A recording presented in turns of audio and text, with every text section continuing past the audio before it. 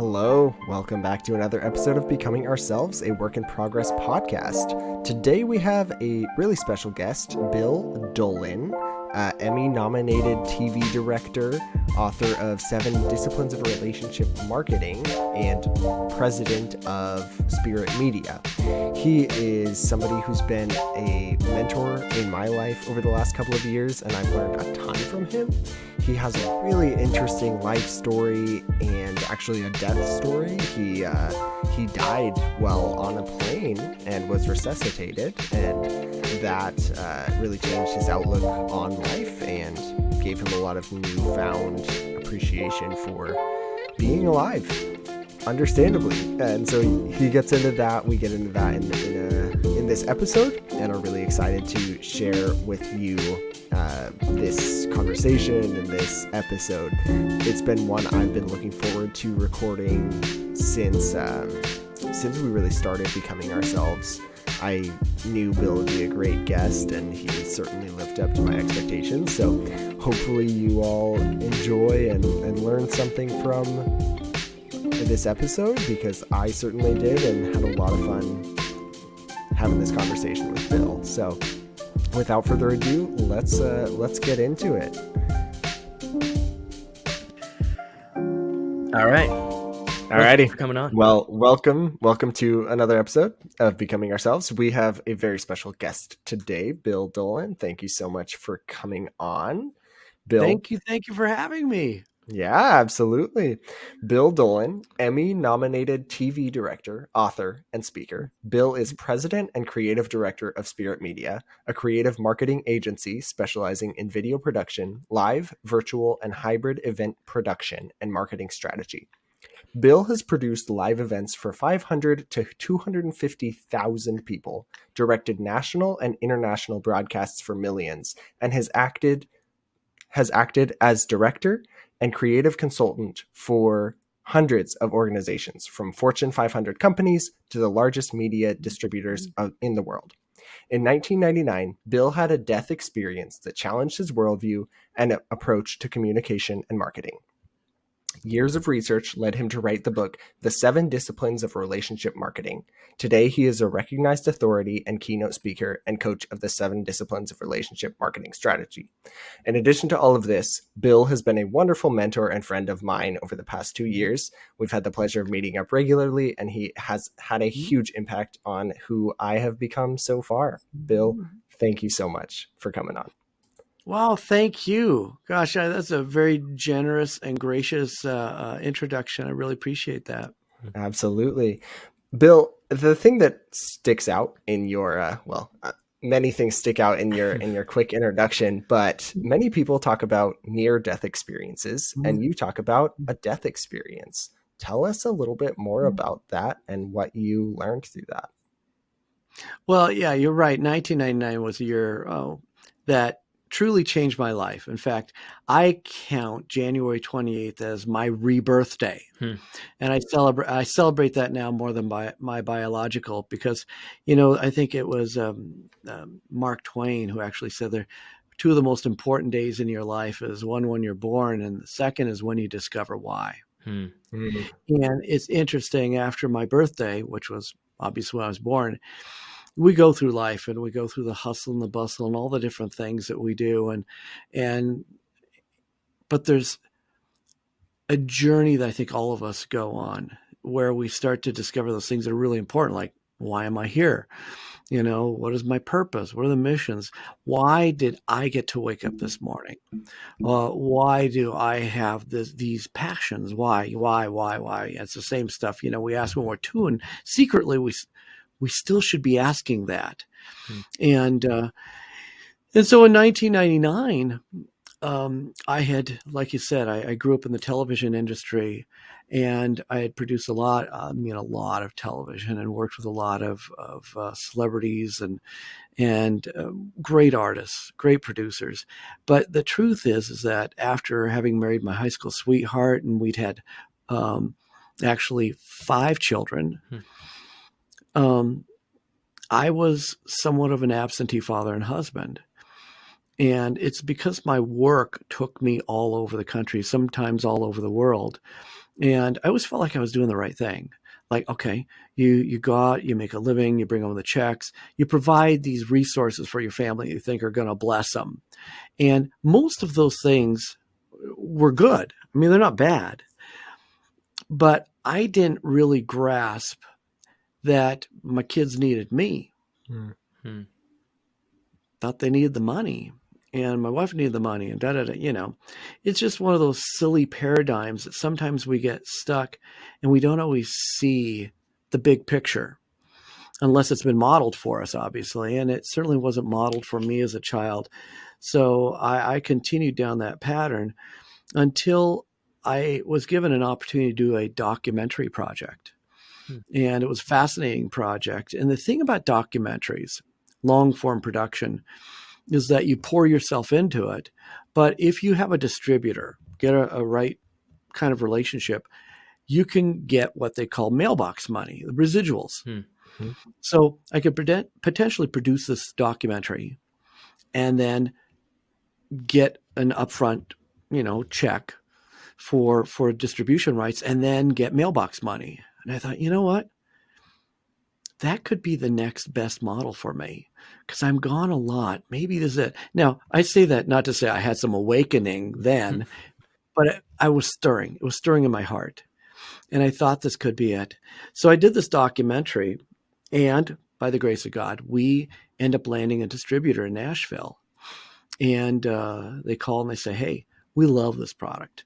So if you want to get here to Nashville, we have a contract. We're going to give you a nice, attractive check up front, some upfront money. And then from there, we will negotiate a deal for the residuals. I thought, oh,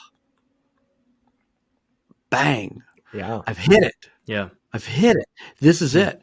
Especially if you hit it right out of the gate and you think, guess what? It's rinse and repeat.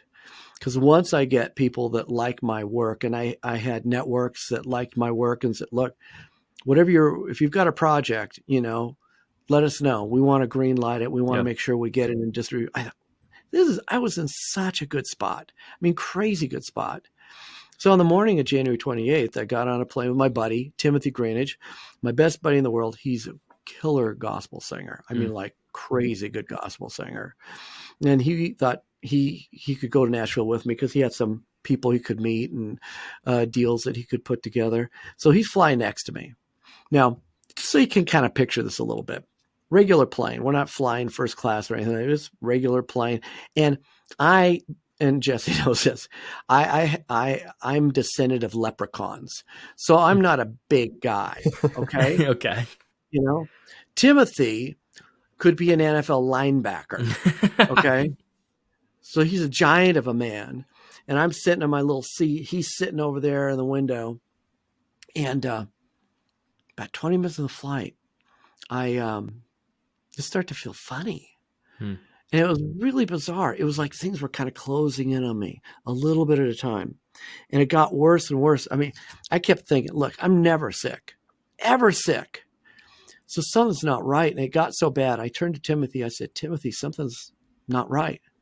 And that is the last thing I said before my eyes just rolled back in my head. My body literally flopped limp and my heart stopped. Wow. Now, Timothy does not know CPR, but he knew there was something wrong. And so he leaned over and he started beating me on the chest, like, come on, Bill, type of thing. Nothing happened. He kept doing that until he realized I got to do something serious. And he picked me up and he put me in the aisle. And so while I'm in the aisle, he is doing major chest compressions, just trying to go boom, boom, boom, and nothing's happening. And the way, obviously, Timothy described it to me was, he said he was pulling his vest back, thinking, I'm going to break his ribs. I'm going to break his ribs. And as his hand goes back, I take a breath. And all of a sudden, I'm back. Now, here's a crazy cool part. I remember everything, but not what happened in this dimension of time. I had such a profound death experience that from the second my eyes rolled back in my head, I felt like I crossed the threshold of from time into eternity. Wow. And came face to face with God. I write about it in my book and all the things that I experienced, and really mind-blowing things about that. But some of the lessons, and for those that are in the medical field, like, well, what happened? We did an emergency landing, ended up at a hospital in Rapid City, South Dakota. And they released me, sent me back. I ended up at a cardiac wing, actually, then back on the West Coast. And they diagnosed me with malignant neurocardiogenic syncope. In other words, my brain and my heart actually get out of sync, and my brain tells my heart to stop. Whoa. Like, That's and that's why they call it malignant. It could kill you if you don't have an intervention. And the intervention is they put a pacemaker in your chest. They don't know what caused it, but they figure if we do this, it will constantly intervene in an emergency situation. And so that's exactly what it does. I've had that pacemaker in my chest. They've replaced it a couple times, and it has had to go off on an average up to 6 times a day. Wow. Whoa. And what I want to tell you, it's fabulous. Because imagine first going to bed at night with the recognition that you were given another day. Yeah. But should technology not work the way it's supposed to, that when you close your eyes, it'll be the last time. But then waking up the next morning and opening up your eyes like, thank you, God. You have given me another day. And I do believe in all my heart that God doesn't waste it. That if God has given you breath today, it's for a reason. And it's not just to tell you that you've got a purpose. You've got a mission today. But that God loves you more than you could imagine. In fact, that was probably one of the bigger things I took away from it. I mean, there was a lot. That, we want to turn this into an 13 episode adventure. I could walk you through. Yeah. But just to give you some context, when I was little, my dad was really sick. And he was supposed to die. He had an illness that was supposed to kill him. And what ended up happening is he got gangrene. That was one of the side effects, which is where the tips of his fingers and toes were dying. And it's as if he had his hands and feet in ice all the time. And that throbbing feeling you get when it's like cold, it's like, and the pain is piercing. It rips up through your bones and whatever. My dad lived with that. And because he was in such pain, he took it out on me. And, became an opioid addict. And so when I was little, I kind of grew up with a couple things. One was this idea of questioning my own worth because it wasn't very validating. Yeah. But the other thing is we often superimpose our perception of God, through the faces of the authorities that we have in our life. And I was pretty convinced that even though I have a relationship with God, secretly, I believe that the day I ever saw God, he was going to put his finger in my face and say, you really screwed up. You really failed. You never lived up to your potential. I'm so disappointed in you. So secretly, even though I would say, oh, God's good, God loves me, blah, blah, blah, blah, and all that Christianese stuff that we spout out, there's a real gut check that challenged all of us to say, what do you really believe? What do you really believe? And sometimes we don't want to pull the veil away to realize that. And certainly it would be totally socially unacceptable for me to pull that veil away. So I kept up the smiley face, did all the things, and I was, for the most part. The veil protected me from feeling that pain all the time. Mm-hmm. Until I met him Mm-hmm. face to face. The veil was lifted. And instead of seeing a God that was going to tell me what a failure I was, I met the total embodiment of love. Hmm. And so kind of put a bow on, what is a very big subject. I'll just tell you this, and I say it with all my heart, and Jesse's heard me say this before. I know that the creator of the universe doesn't just know you. He doesn't just like you. He doesn't just love you. But hear this. The creator of the universe is madly in love with you. Hmm. And he is your biggest cheerleader. He's always been in your corner. And he's hoped every hope with you. He's dreamed every dream. He's shed every tear. He's felt every heartache.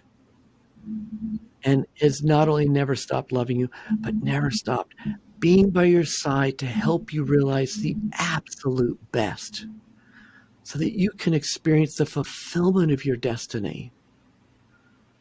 And he's right there for you. That was a breakthrough for me. Yeah. Yeah, I can imagine. Yeah. Powerful stuff, right? Like Yeah. certainly life-changing. Certainly, as you say, like your rebirth day. Brand new. Yeah.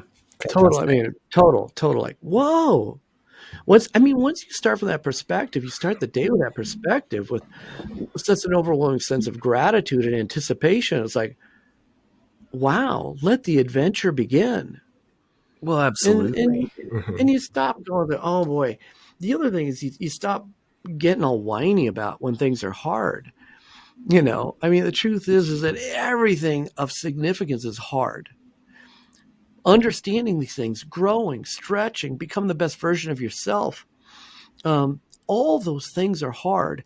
And a lot of times we face obstacles, we face road, bumps in the road, all those different things.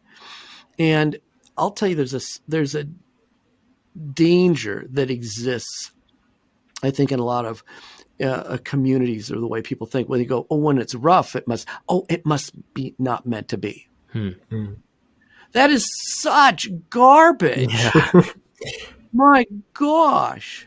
When people say, oh, it's, and the other thing too is that the most difficult part about hard isn't really because it's hard. It's because usually it's not going the way we thought it should. It's like the unexpected. It's the unexpected. It's not plan A. Yeah. So when it's not going plan A, it's like, oh, it's hard. Because we keep trying to shove things back to our plan A, and the thing keeps going off the track. It's like, oh, it's going off the tracks. Well, it's not always going off the track. Sometimes it's trying to get on the right track. Because in our uninfinite wisdom, we've already decided, and we pray to God when people say it doesn't. This is another thing. People say it's not going to happen because you didn't pray specifically. I don't believe that either. Because guess what? Who knows more, you or God? So the idea of going before God and say, well, here, I'm sorry, let me paint it for you, God. I want you to do this, and then do this, and do this. And I'm going to watch how well you take direction. It's like, what a bunch of garbage. The idea of going before the throne of God and be able to say, God, I want your will be done. I mean, the only thing Jesus said when he modeled prayer was, your will be done on earth as it is in heaven. And then he didn't lay out a map, and let me give you a map. He said, because I know that when I know the creator of the universe loves me more than I could ever imagine, loves me more than I love me. Imagine the power of being how the greatest brilliant architect of the universe working on your behalf. Yeah. Mhm. You don't get over his shoulder and say, bah, don't do that. You'd say, keep doing what you're doing and let me know what role I need to play to help honor that. So those are some of those fun little lessons that come, and it releases you, totally releases you, makes every day a sense of anticipation of what's going to happen today. Yeah. Yeah. What's going to happen? And it really does trace back to that. Like, one of the very first things you said there is, you go to sleep at night thinking, well, this could have been my last time if technology fails, right? And that brings such an attitude of perspective into every single day that I think is lost on a lot of people. It's really easy for most of us who haven't had a near death or a death experience to not have that perspective and just have, well, it was a hard day at work, so Yeah. everything's bad, and not go into that day with the mindset of that could have been my last, even though it really truly could for any of us, right? You didn't know until January 28th, 1999 that you had that medical condition. No idea. All I knew is I was like giddy because I was thinking, I was thinking I was going to get a big check. Yeah. By the way, I did get a big check eventually, but the thing was is that I remember thinking my life's going to change today, and I had Plan A, Yeah. but God had Plan B, Mm-hmm. and Plan B. A lot of us go, "Oh, Plan B is bad." I have learned that Plan B stands for Plan Blessed. Mm. Because it's at that point, it's not a matter of giving up, but it is the courage to yield to what you believe is a bigger picture, a bigger outcome, a better outcome. And I'm thoroughly convinced that our wildest dreams don't even come close to the dreams that God has for us. That we don't even dream big enough. We don't think big enough. And we don't have the capacity to think how we're going to get there. But guess what?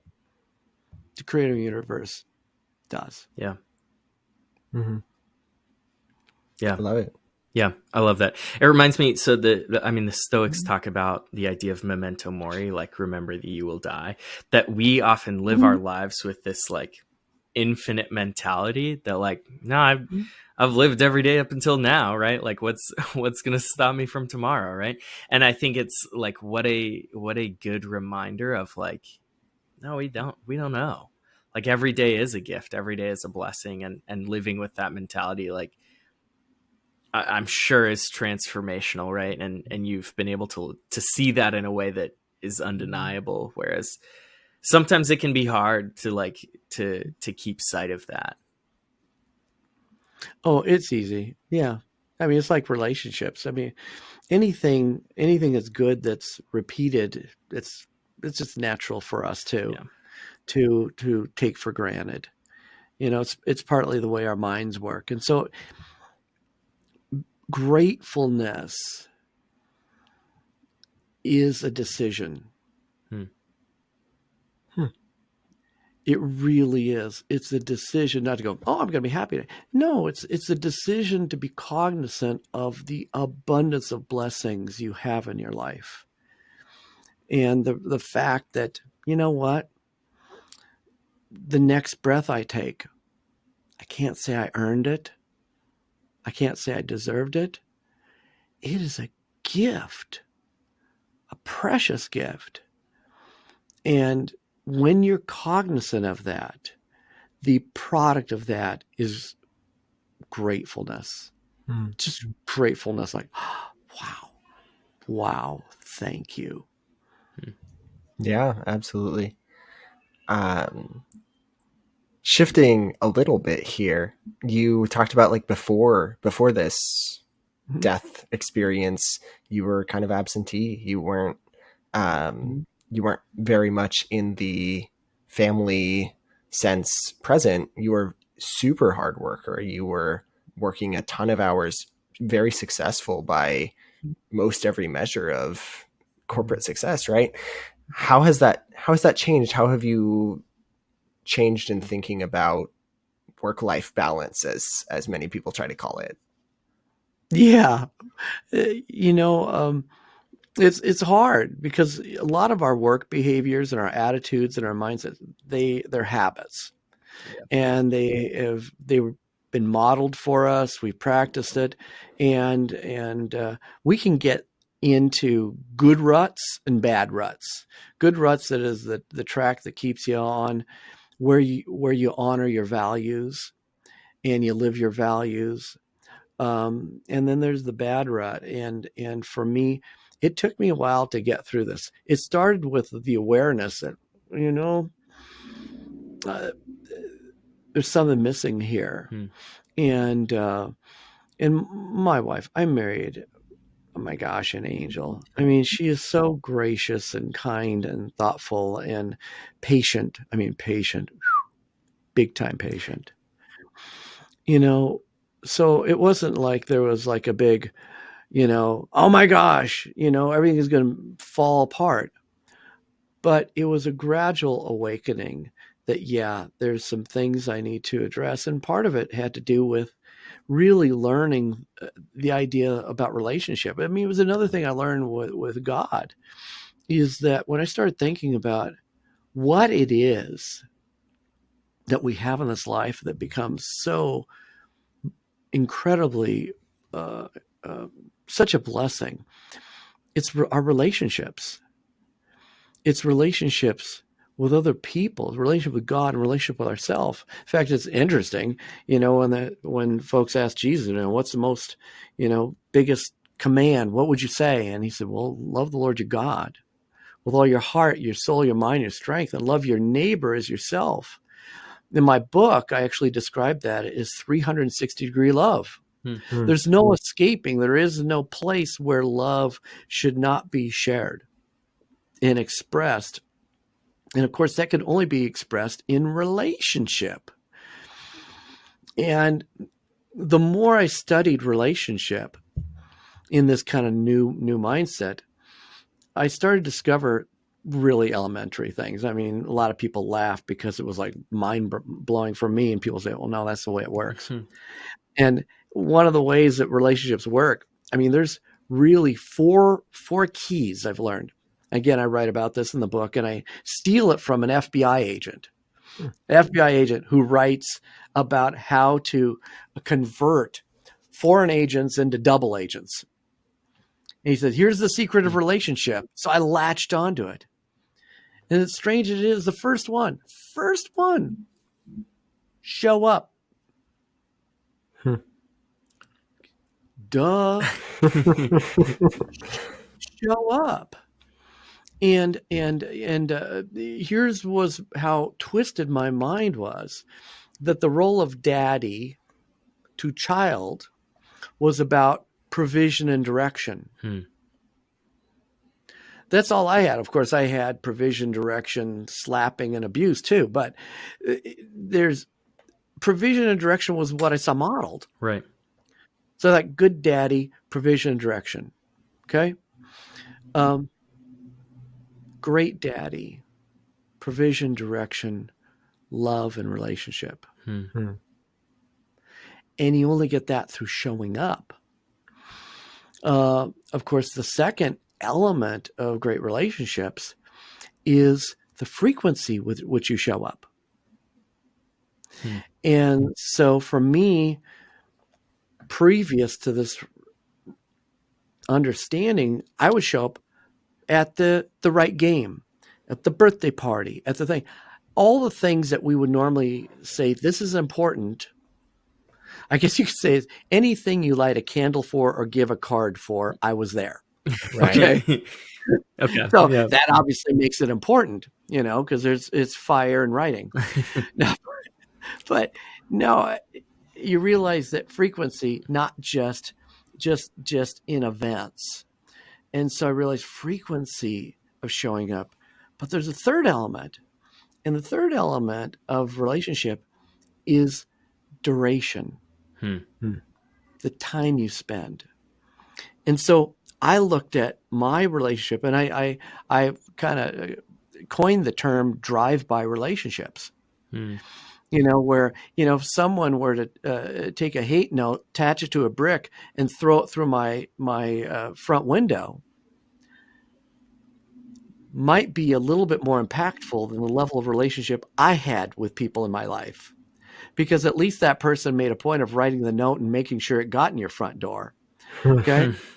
Mine was like drive-by. Hey, love you. Bye. Love you. Good. Hmm. Got you. Okay. You go to school. Don't do drugs. Bye, bye, bye. You can go through all of the same direction. What? It's just drive-by relationships are not relationships. Yeah. They're checkbox relationships. And the idea that you think, I checked the box by telling you this, I checked the box by showing up at this, I checked the box by reminding you of this, whatever. And we try to make real relationships, and we turn it into a transaction. Hmm.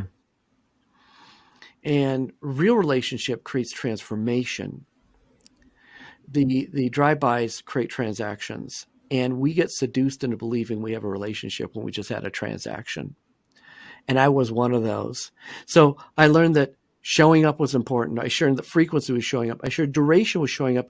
But the fourth element is the element of intimacy and vulnerability. Hmm. And you only get the permission to have that kind of relationship when you do the first three. Yeah. Yeah. Because when you show up, you have now introduced trust. That gives you the privilege to speak into a life, and more important, to listen to another life. So with those four things, I began thinking, how do I incorporate that more into my life? And it's a process. I am by no means a master of relationship. In fact, I also say in my book, relationships are some of the most hardest things you'll ever do ever, because they take a massive amount of work. They're dynamic. They're almost like weather systems. Need a good meteorologist to tell you, bring an umbrella. And sometimes that is the case with a relationship, because you never know what weather front you're going to walk into with another human being. Yeah. But when you go in prepared, saying, I'll let you shine, I will let you rain, I will let you be dreary, I'll let you be wonderful, because I love you and I care about you. And I'm going to show it by showing up. I'm going to show up often. You're going to wonder when I'm going to go, because I'm just going to stick around. And I'm going to pour my heart, and I want to hear your heart. That's relationship. I got work to do. So when you say work-life balance, I call it work-life blend. Because I am a creative, so I'm always being creative. It doesn't stop. There's not something I see that doesn't give me ideas or wonder. There's a song, there's a poem, there's a script, there's a show, my whole world is literally bombarded with creative input. God gave us 5 senses, and every single one of them is firing, just firing like crazy. Yeah. And I savor that, but I savor it within the context of that blend of saying, can I live that with the people in my life and love them and honor them? And hey, and maybe, like I've done with my kids, give them a taste of what it means to be creative and to look at this world in a crazy way and see things that other people don't see. Yeah. I love it. And that like embracing the unpredictability, that like not just showing up and like people are People are wild. You never know what people are going to be like when you show up, right? No. But being able to embrace that, and kind of like what you talked about earlier with the like our plan A versus the plan B that, you know, actually happens, that like showing up without our own agenda to say like, this is the context in which I'm willing to show up with you, but instead to say, I'm showing up and I'm here for whatever's happening. Like I'm along for the ride. Like I think is um there's an element of surrender in that I think is really powerful too. Yeah. And it feels like vulnerability, right? Like you're saying, like you mentioned, that fourth element is I don't know what's coming here, and humility as well, and just saying I'm gonna put my best foot forward with whatever the whatever is behind that door. I think is really cool. Yeah. It's and I say this, I think it's universally true for all people, but in my generation, it was particularly true of men. That men, we have these qualities. Men have to be decisive. Men have to be bold. Men have to be strong. Men have to be blah, blah, blah. You just go all these qualities. And these are not bad qualities. However, all of us are in the process of becoming. You know, none of us are finished. We're in this beautiful process of transformation. Man, Bill, we're making And that what our happened? tagline for Yeah. becoming. Yeah. That's a pretty, imagine that. And because of that, what happens is, especially my generation, we usually just fake it. And what the challenge is, and I wrote about this recently in a LinkedIn post, actually, where in fact, where I said calling out all fakes, and just basically saying, you know, we're all a little fake. And part of the fake, there's two ways you can be fake. Part of the way is to fake because I'm going to tell you I'm this and pretend to be that, whatever like that.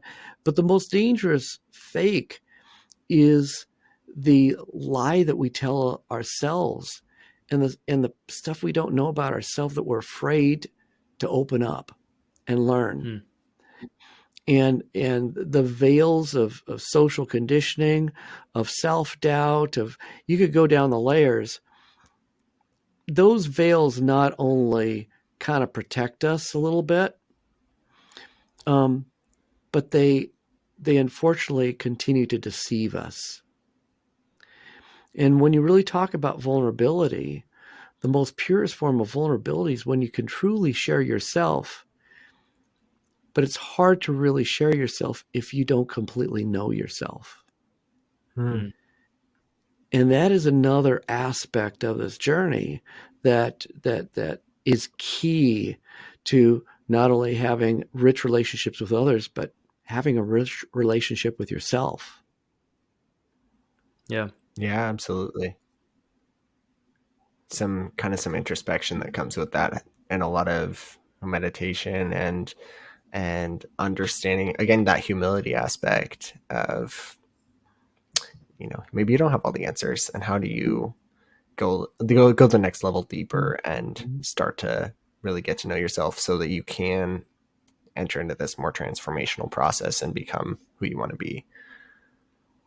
Yeah. Becoming. What a great subject. Yeah. Kind of a never-ending process too, which is the cool part of it, right? It is. Good thing we've got an eternity to process that. Yeah. And I think it's like, I think like one of the things that I like a lot about the idea of becoming is that it's so easy to look at people that are older or in a different stage of life, or have done more things than you or whatever, and think about like, oh, they've made it, right? Like one day when I've made it, like I'm gonna, you know, everything's gonna be so easy once I like get that job or land that, you know, Gonna have documentary gig mailbox money. yeah, right. That Right. mailbox money. Bang. Yeah, whatever that is. And I think it's like, then you get to talk to these people that like have done that, are in that space, are in that, you know, that situation that you're idolizing, and they're like, oh yeah, I don't have this figured out, like I'm, you know, it's all a process, I'm still working on all these things. And I think it's that like there's beauty in that no, like none of us have made it, like nobody has it all figured out, and we're just all on that journey at different points of it, but there is no end. There's no end to that journey. It just continues. Right. Yeah. Yeah. Well, Bill, I want to shift topics a little bit and ask about some of the work that you've done.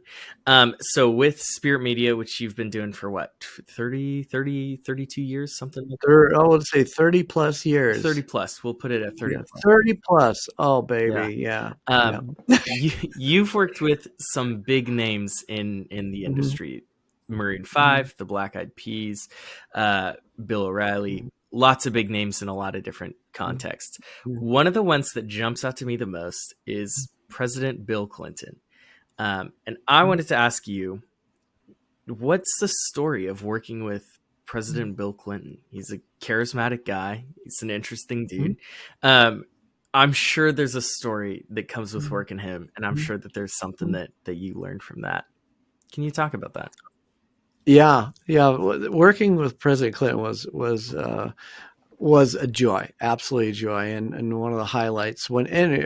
Regardless of your political persuasion, when you work with someone that was at one time alleged to have been the most powerful human being on the face of the earth, you kind of go, okay, that's pretty fascinating. Doesn't matter if I voted for you, like and it's just been a blessing that I've had brushes with at least 3 presidents, senators, representatives, as well as all the celebrities. So one, being able to meet the variety of people I have definitely has enlarged my universe in terms of not only understanding people, meeting people, but also realizing how much people are just like you and me. I mean, just like you and me. The thing about working with President Clinton, just know, because I came from broadcast television, I had worked enough with the political spectrum that I had Secret Service credentials. And if you're going to go out and you're going to be in a place where you get access to go behind lines and have personal access, Secret Service does a background check on things like that. So for years I'd had a file. So I was pretty much equipped to be able to go in and meet with global leaders because I had a big fat file that said I wasn't going to do anything crazy. Yeah. Which is good. It's good to have that file. And a situation came up where I was working on a documentary project, not the same documentary as the one where I died, another documentary project. And the producer called me and said, we just got clearance. President Clinton agreed to an interview. And it was like, and I was in Washington, D.C. at the time working on a project. And I said, when's he available? In 2 days. Okay, Quick. Great. So my producer and I immediately, booked our flights up to New York, and we actually drove up because he wanted to do it at his home. And so we went up to his home in New York, and it's interesting when you go into the compound because everything is still garden and stuff like that. And this was after he'd left office now. Okay. Left the compound, go to the compound, and everybody's really tense because he's got like this razor thin schedule, crazy razor thin schedule. And all his people, it's like, okay, you got this. Okay, everything's ready. And we're going to do this interview. And of course, I'm going to coach the president, tell him exactly what we're trying to do and get him lit and everything goes right. So we had everything set up in his personal office. And the time comes in, he slips in. And of course, he doesn't slip. It's like he comes in and there's at least 5 to 6 people with him. Yeah. Like 4 in front of him, 2 behind him. And all the other 6 are like mother anxious. Like, okay, we got this, we did it like this. And President Clinton's like, chill. So it's like, great to meet you. By the way, even after somebody leaves office, regardless, you always call them by their last highest title. So if it's governor, it's governor. If it's senator, it's senator. If it's president, it's Mr. President. Okay. So it's always great to meet you, Mr. President. Have a seat. Look forward to working with you.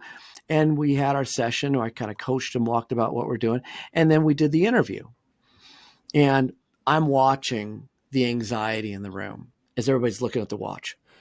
Okay, he's meeting with, the Dalai Lama in 30 seconds kind of thing. And that's not an exaggeration. Wow. The interview gets done and he gets up. He says, "Thanks so much." And he's looking at me, thanking me. Hmm. He goes, "It's just great to work with you." And he goes, "Did you get a chance to look around while you're here?" I no, Mr. President. Obviously, we know you have a tight schedule. We came in, we're buttoned up and ready to go. Stop. Let me give you a tour. Hmm. So he gives us a tour, and we spend the next 20 minutes of him reminiscing about stories. And he did talk about the Dalai Lama. And over time, I was in Russia. We're doing this meeting and whatever. Showed me his book and how it's been translated all these different languages. And he was really proud and excited to share all these different things with, another media person. And when he was done, I mean, the whole time as he turned, he kept looking me in the eye. And he asked me a question, and then tell me a story. And he looked me in the eye, asked me a question, tell me a story. So when he was done, he said, "Well, thank you again. Thank you, Mr. President. It was an honor to meet you." And he slips out. And I just tried to absorb that. And I turned to one of his Secret Service details and I said, "Does he always do that?" And he said, "Kinda." He goes, "You just became his 200,000th best friend." And it took me a while to realize, why was that? And it was this, and it goes back to this lesson about relationship.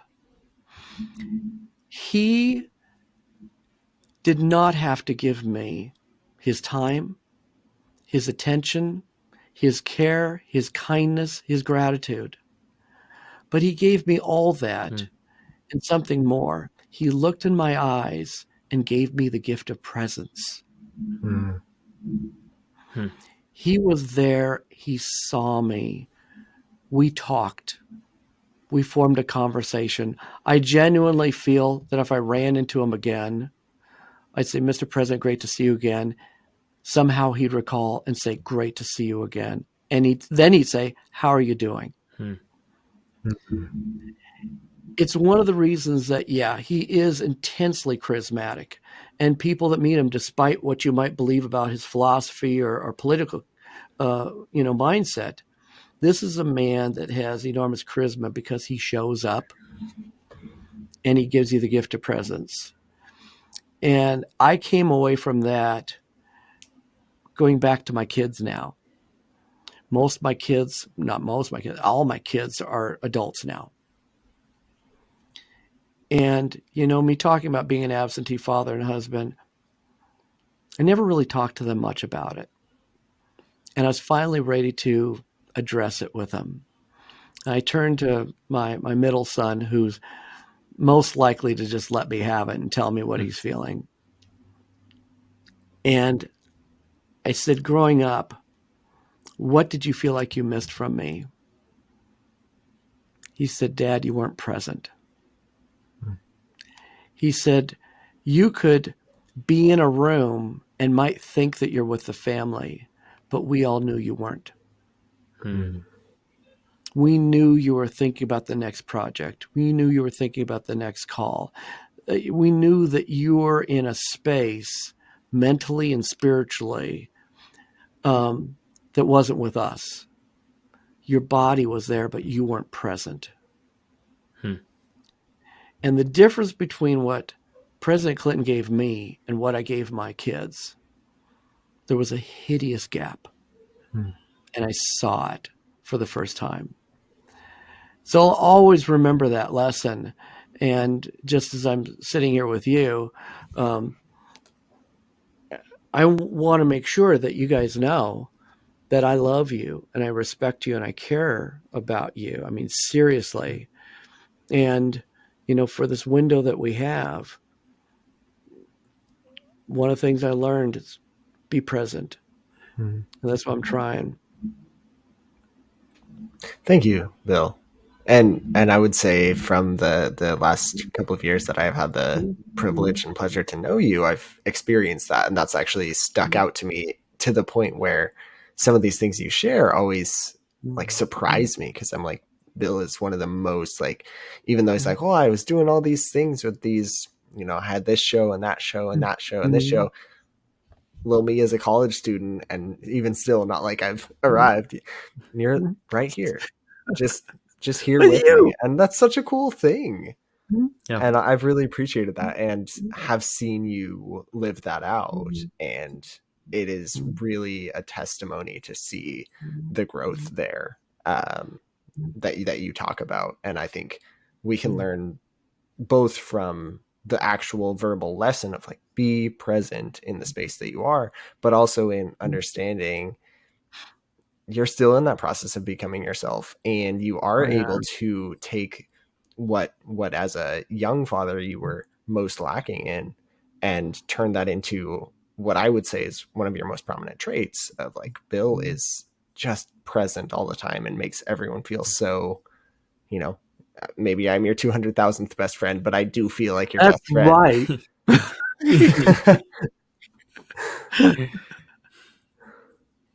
So Well, you're right. That is absolutely my hope. And while the things that we talk about today, a lot of life experiences stem from profound experiences. But just like the idea, you've seen the picture where a rock goes in a lake and it goes boom, boom, boom, boom, and makes these ripples.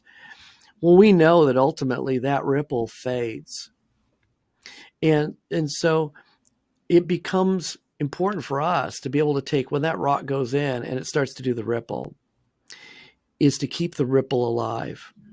Keep the ripple alive. Remember the lesson, practice the lesson, live the lesson, aspire for the lesson, and know that we are flawed. In fact, it's one of the reasons that Iron Man does share the office with me is during a window working with the Stan Lee Foundation, I was reminded of the driver between Stan Lee's characters. And all his characters, you read through them, you look at them, you study them, whatever. Stan Lee had this core message that it was the heart of his characters. And it was this, that inside every flawed human being is a superhero waiting to emerge. That's cool. And I believe that so aligns with what I believe God is telling all of us, is the recognition that, yeah, all of us fall short. All of us are flawed. And, but inside is the seeds of greatness, the seeds of wonder, the seeds of miracles, and the seeds where you'd never know when your decision to show up and be present in the life of someone else may have a profound, lasting impact. It might be subtle, or in that moment, you may be the superhero. And you may never know unless you show up. love it. Yeah, that's great. That's great. Yeah, show up. I love that. Well, Bill, I do want to be respectful of your time. I really appreciate how you've shown up today, and your willingness to. You don't have to spend your Friday evening doing this, right? But you're willing to, and you're willing to take the time, and I really appreciate it. Jesse, I know, really appreciates it as well. And we want to respect that. So before we get out of here, Bill, where can people find more of you? Well, I am pretty available, and I'm available first our agency, which is Spirit Media, spiritmedia.com, where you can get a hold of us. There's the info. I'm easy to get a hold of through spiritmedia.com, and even my email. If you want to email, you can email me direct at bill@spiritmedia.com. I'm also on LinkedIn multiple times a week, available there. You can go to Bill Dolan on LinkedIn. You'll find me, and DM me. I'm that accessible, and I try really, really hard to be responsive. So if anybody has a question, they have a need, they have a concern, they want Jesse's cell phone number, they can just DM me. I love it. I love it. Yes, we'll give out Jesse's cell phone number if you want it to. Jesse, we're just volunteering it. We should read it on air right now, but right now. In fact, I brought a picture with it. No. The other thing I should say is that I reference my book, which is after my death experience, I ended up writing this book really about life, about marketing, and it's called The 7 Disciplines of Relationship Marketing. And so you can find that one on Amazon, the book and the Audible, but you can go to the website, which is 7, like number 7, drm.com. And there's also things and tools and ways that you could learn more of the story. I go into my death story and I go to my life story. And probably more important, it's like, how do I synthesize this lesson that I learned into something that can believe can make a difference every day in everybody's life, personally, professionally. So I'm really excited about sharing that, and that's going to be the gateway to my next book. So when we do the next book, I'll come back on. I'll tell you more about that. Yeah, I love it. Would love to have you back. And we're looking forward to having you on again. Yeah. Yeah. Very cool. Very cool. Well, Jesse, anything else you want to bring up before we close this out? I mean, we can learn a million more things from Bill. I attribute many core philosophies in my values and beliefs to random one-off stories he's told me. So, I mean, we haven't even touched axe throwing. Right. Haven't touched that. Yeah, I mean that's another episode. Yeah, so we gotta make another episode happen with Bill. There's always plenty more to learn and learn from one another. But Bill, so appreciate your time, your mentorship, your leadership, your vulnerability, all the things.